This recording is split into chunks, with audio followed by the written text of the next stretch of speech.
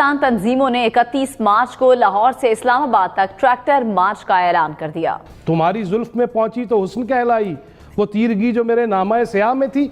31 को tractor march आ रहा है जिम्मेदारों का, किसानों का।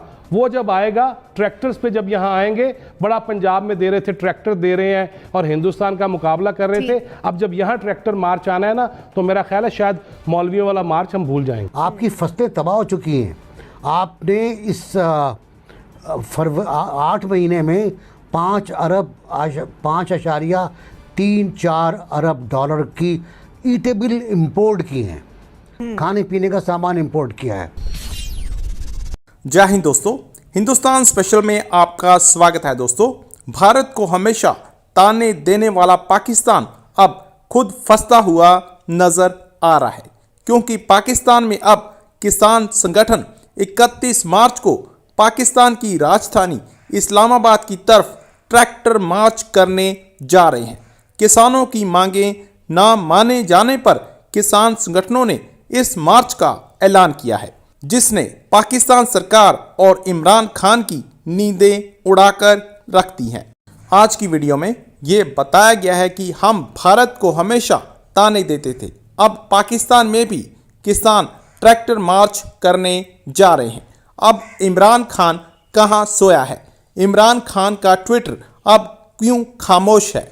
दरअसल पाकिस्तान में जनता महंगाई के हाथों पहले ही इमरान खान से बहुत तंग आ चुकी है, और ऊपर से किसानों का tractor march. So guys, let's start this very interesting video. किसान तंजीमों ने 31 मार्च को लाहौर से इस्लामाबाद तक ट्रैक्टर मार्च का ऐलान कर दिया। चेयरमैन पाकिस्तान किसान इत्तेहाद खालिद महमूद खोखर ने कहा कि सिंध में गंदम की फी मन खरीदारी कीमत 2000 रुपए, जबकि पंजाब में 1650 रुपए है। खाद, बिजली और ज़रूरी अद्वियात की कीमतों में इजाफे के खिलाफ 31 मार्च को ट्रैक्टर मार्च किया जाएगा। किसानों की तमाम तंजीमें शिरकत करेंगी। महंगाई एक बड़ा चैलेंज है। देखिए जी, कहा जाता है कि मायूस नहीं होना चाहिए, लेकिन मुझे कोई तवक्को नहीं है किसी बेहतरी की इस हुकूमत से। उसकी वजह कि आप दूसरी इनिंग्स की तरफ चल पड़े हैं। पहली इनिंग्स का तो फैसला कर लें कि उस इनिंग्स में कौन जीता है, कौन हारा है। उसमें मुझे अवाम हारे हुए नज़र आए हैं, उसमें मुझे गरीब हारे हुए नज़र आए हैं। भूखा कोई नहीं सोएगा। और भाई, नींद आएगी तो सोएगा ना, भूखा को तो छोड़े। आपने तो नींदें उड़ा रखी हैं। आपने 2.5 साल के अंदर जितना बेड़ा गर्क करना था वो कर लिया। तुम्हारी जुल्फ में पहुंची तो हुस्न कहलाई, वो तीरगी जो मेरे नामा स्याह में थी। अब इन्होंने अन्नी जो डालनी है ना, उस पे 31 को ट्रैक्टर मार्च आ रहा है जिम्मेदारों का, किसानों का। वो जब आएगा, ट्रैक्टर्स पे जब यहाँ आएंगे, बड़ा पंजाब में दे रहे थे, ट्रैक्टर दे रहे हैं और हिंदुस्तान का मुकाबला कर रहे थे। अब जब यहाँ ट्रैक्टर मार्च आना है ना, तो मेरा ख्याल है शायद मौलवियों वाला मार्च हम भूल जाएंगे। अच्छा जवाब साहब, ब्रेक पे जाने से पहले मुझे ये बता दें कि आपने उम्र की बात की, ये सियासी उम्र की बात थी या किसी स्पेसिफिक बंदे की उम्र की बात हो रही थी? नहीं जी, मैंने वो उस उम्र की बात नहीं की। वो चौथी शादी भी कर सकते हैं, मुझे तो कोई एतराज़ नहीं है।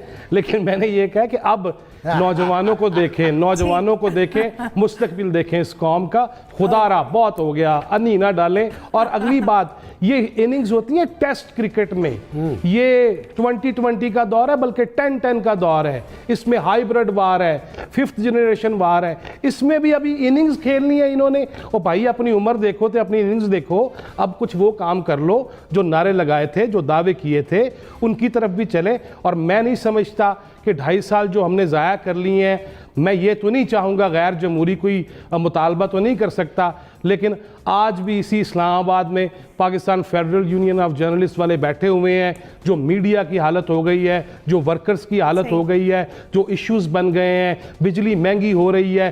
पहले सुना करते थे वो वज़ीर आज़म ही करप्ट होता है जी, जो पेट्रोल महंगा कर देता है। और जहाँ तक जनरल साहब ने ये बात कही ना, वाकई PDM का थोड़ा सा खौफ था। और फिर कीमतें भी बढ़ाई नहीं गई थी, रोक ली गई थी, होल्ड कर ली गई थी। जो आपने कहा प्रायोरिटीज़ क्या हैं आपकी? और प्रायोरिटीज़ गुड गवर्नेंस कहाँ गई आपकी?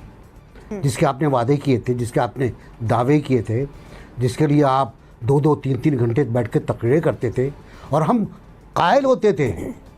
हम एक बार तो पढ़ी 4-5 रोज़ तो पहले तो स्पीकर हुए थे ना तकरीर पे, उसमें हम रोते थे कि यार कितना इस आदमी में दर्द दिल है भरा हुआ, कूट कर।